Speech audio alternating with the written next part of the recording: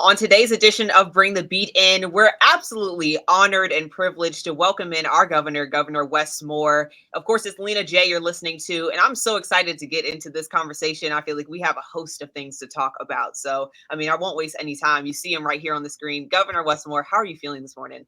And Lena, I'm so blessed. I'm grateful, and I'm so happy to be on with you. And I got to tell you, I'm a big fan of your work and everything you're doing, and so it's a joy for me to be on this. It really is. I appreciate that so much.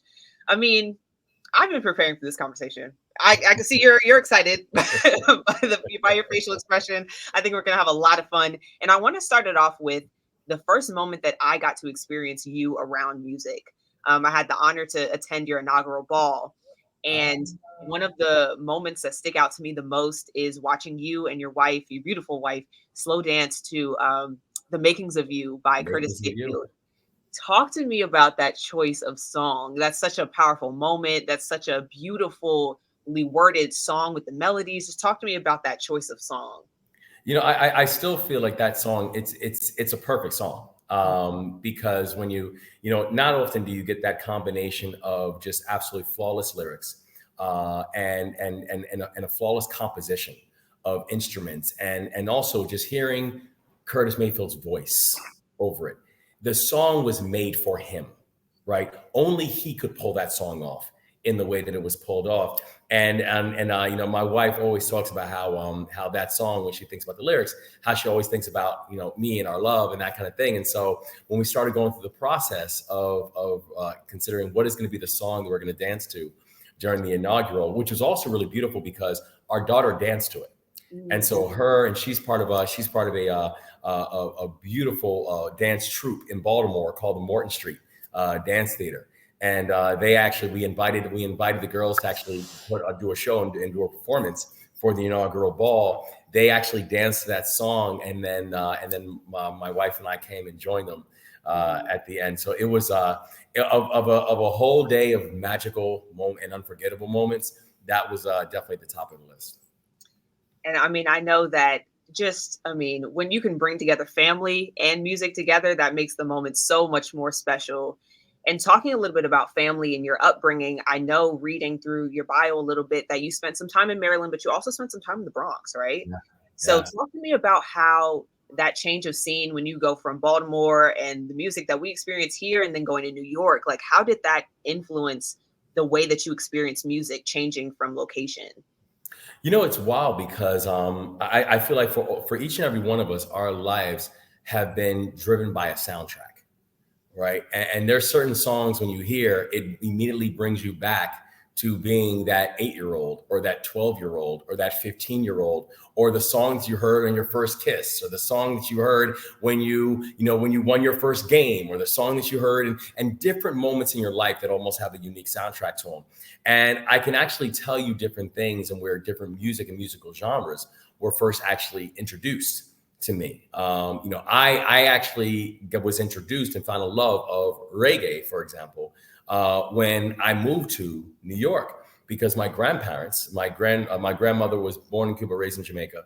My grandfather born in the United States, born in South Carolina, and the Ku Klux Klan actually ran his family out, not even out of the town, but out of the country, and they moved back to Jamaica. So he was really raised in Jamaica, and so all throughout the house was reggae.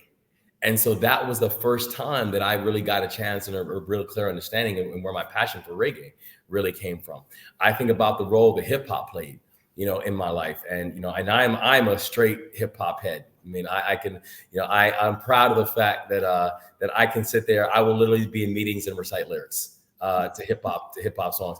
And really it's because so much of my life and my journey was defined and was almost lifted by a beat. Right. It was the tenor of hip hop, because that was really one of the first musical genres that I felt actually spoke to me and was talking about me in so much of my life and so many of the evolutions that I know I was going through.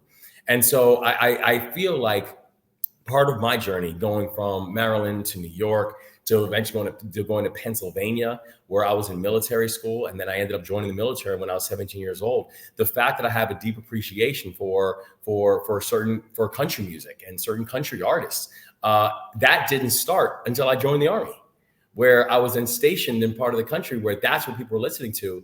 And I was like, oh, that's really interesting. And I started actually getting into the lyrics and the meanings behind some of this music, and also the fact that so many of these musical genres, that their origins, whether you're talking about blues, whether you're talking about soul, whether you're talking about country music, that they started from this origin of Black music, right? Mm-hmm. And then you had this jumping off point for all these other genres that then got developed and built out. And so it was, music has something that has been just, when people talk about if you were on a desert island, what's the one thing that you would have to bring, or what's the one thing?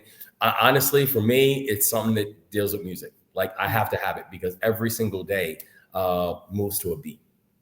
I would definitely have to agree with you on that one, because music is just, even when you're not feeling it, when you're having one of those days, or when you're having an amazing moment, music is that soundtrack that you were talking about that kind of goes along with every moment that you've been experiencing. Right. And you can exactly relate to, I know exactly where I was when Mary J. Blige's 411 dropped, or when like stuff like that. Exactly. That's right. So when you talk about relating and the Black experience, I know that in the Black experience, we all know that Saturday morning, wake up, it's time to do chores. What was the music playing in your household that you were like, okay, it's chores day, it's time to clean the bathroom? I love that you said that, because it's so true. It's so true. I think for us during that time, especially when we didn't have the kids didn't have a whole lot of choice as to what was blasted out through the through the speakers. So a lot of those times it was like the 1970s. Everything that was coming out through the speakers at that time was like it was the Donna Summers, and it was that kind of music and that kind of genre. And that time, that was always like the theme and the anthem when you were waking up on Saturday and pulling out the broom, or making sure that your job was to take care of the bedrooms, to take care of the bathrooms, and all that kind of stuff, because that was always my mother's choice. It kind of evolved as I got a little older, and I had a little bit more say as to what music we were tapping into, and that's when and I think about things like for example, I think about things like Chubb Rock and some early days of hip hop, where one of the reasons that Chubb Rock, and specifically Treat 'Em Right, was such a powerful song for me, was because this is a time when I was really having a lot of troubles in school. And part of the thing my teachers were telling me was, we'll tell my mother, because, well, he has difficulty comprehending information. He's having difficulty really understanding it and being able to regurgitate it. And so with my mother one day, and I'm rapping around the Chubb Rock, and I'm like, the 1990 Chubb Rock jumps on the scene with Lena in the pocket full of green. The green was crafted to be pornographic. I'm going on, and she's looking at me, and she's like, when did you learn this song? And I was like, oh, it just came out. I just heard it. And that was the moment when it clicked for her. She was like, he doesn't have trouble processing information. He has trouble processing your information. He has trouble processing the way you are teaching it and the way he's interpreting it. But he does not have a comprehension problem at all, because this little boy is reciting lyrics that he just heard, right? And so it was something that I think was where even music played a role into every single facet of our family's lives, to include, like, how do we think about education? How do we think about our space in the world? How were we able to then communicate with those who are responsible and who are working with us?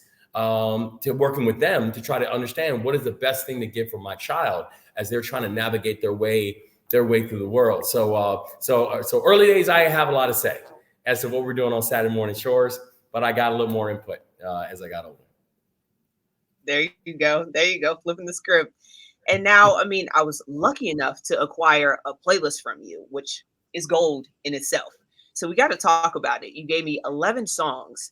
Yeah. And I mean, you took us all over the map with this one. You took us back. We talked about Sounds of Blackness. You took us to Lauryn Hill. You took us to church with a little bit of Marvin Sapp. I mean, and then you gave us some soul with Donny Hathaway. I mean, talk to me about curating this list. I'm going to share it with our listeners, but talk to me about how you put this list together. You know, I got to tell you, and Lena, I appreciate you because this was really hard. It was really hard because like if you would have said like give me your top 100 songs, that almost would have been easier. When you was like Do you top have time 10, for I was like, songs? oh man. I found myself eliminating songs. I'm like, Dad, but I love it. But I was like, but I gotta cut it down. I gotta cut it down. I gotta cut it down. I gotta be disciplined. And you know, it's funny because I feel like every single one of these songs have played an important role in my life, and in many cases still do. Like every single one of these songs are still at tops of my still continued playlist. And so whether we're talking about Optimistic, I mean, Optimistic by the Sounds of Blackness is just amazing. And it's also, it's one of these things where that was actually the song that we came out to, that my family came out to, right when they announced that I was now the governor-elect. I remember. You know, and you know, kind of the idea in the lyrics of, you know, you can win as long as you keep your head to the sky. I mean, like that is so beautiful because life is going to repeatedly tell you that you can't. And this is this constant, beautiful reminder, you know, that is, you know, the blackness, keep on. You know, it's like, just keep going. Blessings by Chance the Rapper, who I'm a huge Chance fan. But there's a line that he also says in it where he talks about, you know, I speak to God in public.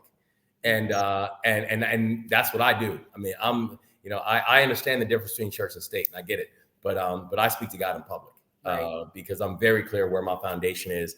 I say the same thing about, you mentioned Close by Marvin Sapp. And that was really powerful because I remember there were times during the campaign where, you know, where the foolishness of politics started coming in. And I had never run for office before in my life. I was new to the politics thing. And at first, when I first started running, no one knew. I was polling at 1%. So no one cared. And then out of nowhere, I start seeing these attacks and these lies and these arrows. And I'm like, what is going on? And I remember listening to Marvin Sapp, and he talks about, you know, there's a line in the chorus when he says, you must be close. And he says, I must be close. He said, because here come the attacks and the lies. I must be close. And that's what we just kept on saying. It's like, you know what? We must be close. We must be on to something, right? Because nerves are being touched and systems are being upended. So as these attacks are coming, it's like, hold on, because we must be close. You know, Lauryn Hill, Tell 'Em is just, I mean, I just think that Lauryn Hill is one of the most magical artists that has ever graced you know, this planet. I mean, like that, the Miseducation of Lauryn Hill is one of the most beautiful albums that has ever been created. I mean, they were literally making up awards to give to Lauryn Hill when she did the Miseducation of Lauryn Hill. And it's one of the few albums where you can literally just push play and just let the thing ride. Yeah. You don't need to skip over a single song on the Miseducation of Lauryn Hill. And Tell 'Em. And again, her voice is just so, it's gorgeous and it's haunting at the same time. And when she's like, tell him it'll be all right. I'm just, you know, so I think, you know, kind of a theme that we see in a lot of these songs are songs that that motivate you, that inspire you, but that also in many ways tell you to keep pushing. That it's going to be hard and it's going to be difficult. But there's songs that keep you going. You know, Soon We Will All Be Free by Donny Hathaway. When he says, maybe one day we will all be free. I mean, like, and Donny Hathaway is one of the most gorgeous voices that I think that I have ever heard. It's the reason that there's two songs, both that one and A Song for You, which is really like a, you know, a song that my wife and I that we love and we share, and that was that was actually the first time that when she thought maybe I was going to be okay, because she asked me about who's your favorite artist, who has the most beautiful voice, and I said Donny Hathaway. And she is like a music head. She loves music of all kinds. And when she said that, I think I was 21 at the time, 22. And she said, this 21-year-old just said Donny Hathaway. And she's like, that ain't like the people who I'm used to dating at that point. And she was like, okay, maybe he's a little bit more, maybe he's a little deeper, a little more soulful than he came off at when I first met. And then another one I tell you is all I got is you by Ghost. Mhm. And first of all, any collaboration between Ghostface and Mary J is a hit. It's a winner. Like I don't care what they're talking about. You put Ghostface and Mary J together, it's the one. But the lyrics behind All That I Got Is You, for those who have not checked it out, it's gorgeous, and it talks about the struggle. It talks about coming up and the challenges coming up, but how when he looks back at it, it's really a tribute to his mother, and he's saying throughout all these things, all that I got is you. And in fact, Mary J, she says, all that I got is you, and I'm so thankful we made it through. And so it's just, I mean, all these are songs that in many ways just kind of, they bring you back, they humble you, and they remind you of how powerful this journey is that we're all on together. I'm curious now as to which songs didn't make the list, but you really want, if you had a 15 song playlist, what else would be on there? So there's other songs that didn't make the list, but that's because of the lyrics. Okay. All right. I got you right here. Understood. So I'm just saying, for example, Sky's the Limit, right? Mm-hmm. Sky's the Limit by Biggie. I love that song. Now, I understand that some of the things that Biggie's talking about in that song might not be, for everybody's ears. Right. But for example, the last line in Sky's the Limit, I swear, is like a mantra that I try to use in life, where he says, stay far from timid, only make moves if your heart's in it, and live the phrase sky's the limit. Mm-hmm. And then he goes on to say, and then, continue on the things that got sky's the limit cut off the list. But if you can make it past some of the words that he uses in sky's the limit, I mean, think about what he says: stay far from timid, only make moves if your heart's in it, and live the phrase sky's the limit. I mean, that's it right there. Right. So, I mean, so there's a lot of songs, and particularly a lot of, I love hip hop, and there's a lot of hip hop songs that I would include on that list, but I understand that, you need to use the, you can't use the explicit censorship. Yeah. Yes. Absolutely. Yeah. And you've graced me with so much time. I am going to wrap this up with 3 questions, if you could. What is the one song, first off, what is the one song of the summer for you? What has been that anthem for this summer that you're like, this is it? So I think, and actually I give my kids credit for this one, and that's Dua Lipa and Dance the Night. I honestly, I was not familiar with this until I kept on hearing this song being played by my kids. And my kids have really become some of my greatest instructors. Mia is now 12. James is 9. And they have been coming up with some of my greatest instructors. Like, for example, there's another song that I love because James has a song called What's Up Danger. And it's by Black Caviar and Blackway. And I love that song, but because it's it has a lot of the same kind of battle anthem themes that really related to me in the songs that I had when I was coming up. But Dance the Night is one that I like it. And, I know it was in the Barbie soundtrack. It's kind of become a big song of the summer. But the thing that really turned me onto it was my kids. That's beautiful.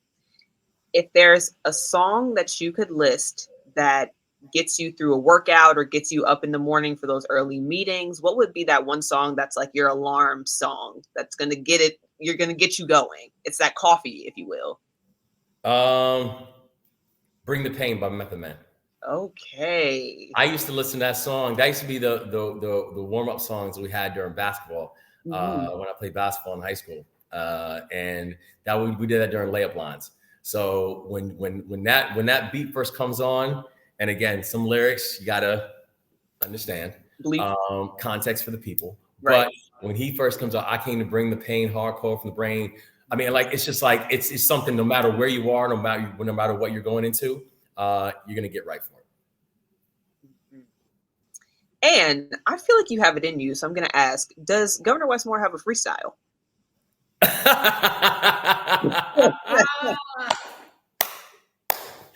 Oh, I wish I did. Those days are long gone. Those days are long gone. I can recite. I can recite other people's stuff, But for me, the freestyle, I'm in daddy mode now, so I can't even try. Understood. Understood. Listen, it's been an absolute pleasure hanging out with you. I can't thank you enough for the time. I can't thank you enough for what you're doing for Maryland and for your service. We appreciate you so deep here. Oh, not only for WEAA, but me personally for bring the beat in and just having this conversation with me. I appreciate you so deep. I appreciate you so much, and keep rocking, keep bringing the beat, and keep leading the people. Sincerely, Thank thank you so much.